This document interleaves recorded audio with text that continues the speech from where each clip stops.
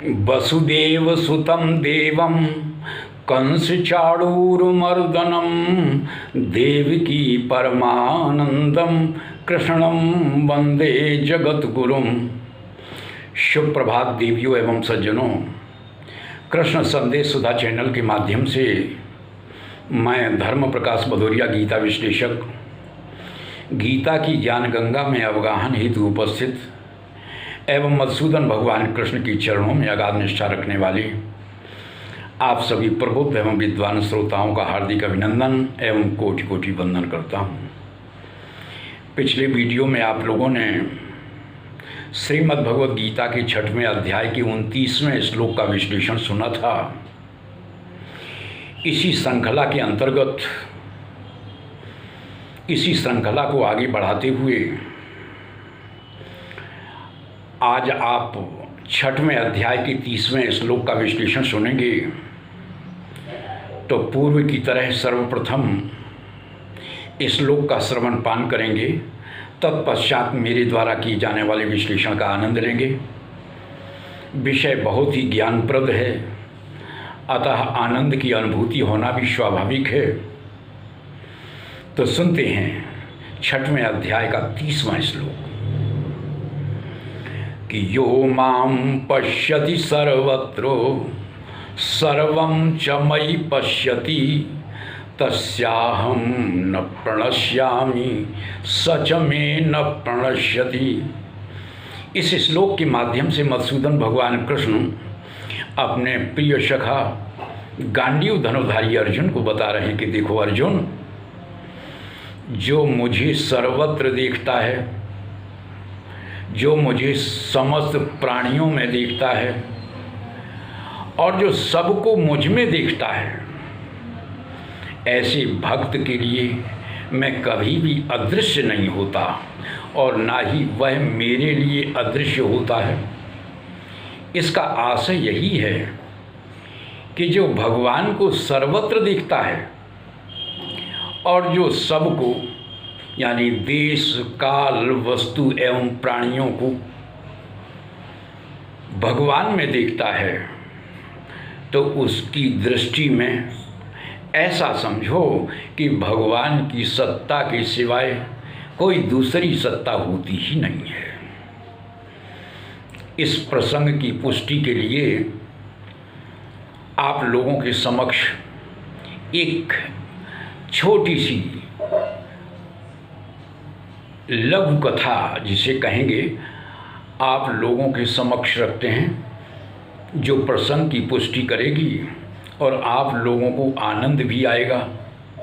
हालांकि यह कथा काफ़ी प्रचलित है, आप सभी लोगों ने हो सकता सुना भी होगा और नहीं सुना है तो सुन लेंगे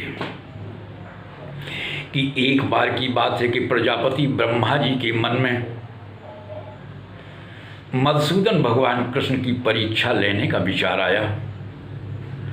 तो उन्होंने क्या किया कि मधुसूदन भगवान कृष्ण की समस्त गायों को, बछड़ों को, ग्वाल बालों को के समेत चुरा कर ले गए। जब यह दृश्य देखा भगवान कन्हैया जी ने, तो उन्होंने समस्त गायों के, बछड़ों के, ग्वाल बालों के रूप में अपने को प्रकट कर दिया। यानी स्थिति जस की तस। जो गायें, बछड़े, ग्वाल बाल ब्रह्मा जी लेकर के गए, वे सारे के सारे कन्हैया जी के पास, क्योंकि उन्होंने सबके रूप में अपने को प्रकट कर लिया। समय बीतता गया, इस रहस्य को किसी ने जाना नहीं। लगभग 1 वर्ष बीतने के बाद ब्रह्मा जी ने सोचा कि चलो देखते हैं अब स्थिति क्या है। तो जब उन्होंने कन्हैया जी के आसपास देखा थे, उन गायों को, ग्वाल बालों को, बछड़ों को वहाँ पर उपस्थित देखा, ब्रह्मा जी को बड़ी आत्मग्लानि हुई और उन्होंने क्या किया कि उन गायों को, बछड़ों को और ग्वाल बालों को छोड़ दिया। तो वो गायें अपने बछड़ों को देखकर रंभाती हुई दौड़ी चली आ रही थी। तो इस दृश्य को जब बलदाऊ जी ने देखा तो उन्होंने उन गायों को हटाना चाहा कि मेरी गायों में ये दूसरी गायें कहाँ से मिली जा रही हैं, लेकिन उनकी हटाने के बाद भी वो हटी नहीं। तब उन्होंने ध्यान से देखा, ध्यान लगाकर देखा, तो उन समस्त गायों में, बछड़ों में, ग्वाल बालों में कन्हैया की दर्शन हुए। इससे यह बात स्पष्ट हो जाती है कि सचमुच भगवान की सत्ता के सिवाय कोई दूसरी सत्ता होती ही नहीं है। आगे भगवान कहते हैं कि सर्वं च मयि पश्यति, जो सब कुछ मेरे में देखता है। जिस प्रकार से अर्जुन की निवेदन करने के उपरांत भगवान ने अपना ऐश्वर्य युक्त विराट स्वरूप अर्जुन को दिखाया, तो वो कहते हैं इस बात को 11वें अध्याय के 7वें श्लोक के माध्यम से कि इहैकस्थं जगत कृष्णं पश्यात् सचराचरं मम देहे गुडाकेषु यच्चान्य द्रष्टुमिच्छसि। भगवान ने बताया कि सबको मेरे शरीर में एक अंश में स्थित हुआ तू देख। और जब अर्जुन ने समस्त संसार को भगवान के शरीर में स्थित देखा तो वह स्वयं कहता है, 11वें अध्याय के 15वें श्लोक के माध्यम से वो बताता है, क्या बताता है कि पश्यामि देवांस तव देव देहे सर्वांस तथा भूत विशेष संघान ब्रह्मांडमीशं कमलासनस्थो मृषींस सर्वानुरगांस्त दिव्यान। और यही बात संजय जी ने महाराज धृतराष्ट्र को बताई कि अर्जुन ने समस्त संसार को भगवान कृष्ण के शरीर में देखा। तो इस बात को बताया है तो वो क्या कहते हैं कि तत्रैकस्थं जगत कृष्णं प्रविभक्तमनेकधा अपश्यत् देव देवस्य शरीरे पांडवस्तदा।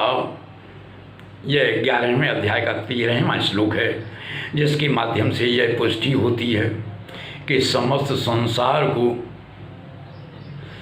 अर्जुन ने भगवान के शरीर में देखा। इसीलिए भगवान कहते हैं कि तस्याहं न प्रणश्यामि सच में न प्रणश्यति। ऐसे भक्त के लिए मैं कभी अदृश्य नहीं होता और ना ही वह मेरे लिए कभी अदृश्य होता है, लेकिन किंतु जो भगवान से विमुख होकर इस संसार के प्रति आसक्त रहता है उसके प्रति जरूर भगवान अपने को दूर रखते हैं, उसके सामने अपने को अदृश्य रखते हैं।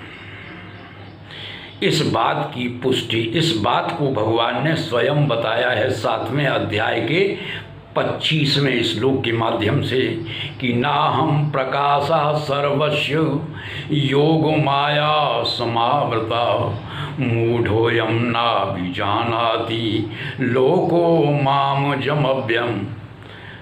तो आज की वीडियो में बस इतना ही। आज की ज्ञान चर्चा में यदि सचमुच आप लोगों को आनंद की अनुभूति हुई हो तो हम आप सभी से ऐसी अपेक्षा रखते हैं कि वीडियो को ज़्यादा से ज़्यादा लाइक करें, शेयर करें, अपनी आख्या दें, और यदि आप नए हैं तो चैनल को सब्सक्राइब कर बेल आइकन को अवश्य दबाएं ताकि भविष्य में जो भी वीडियोज़ हमारे माध्यम से बनाए जाएं वे सभी समय पर आपको उपलब्ध होते रहें। जय श्री कृष्ण।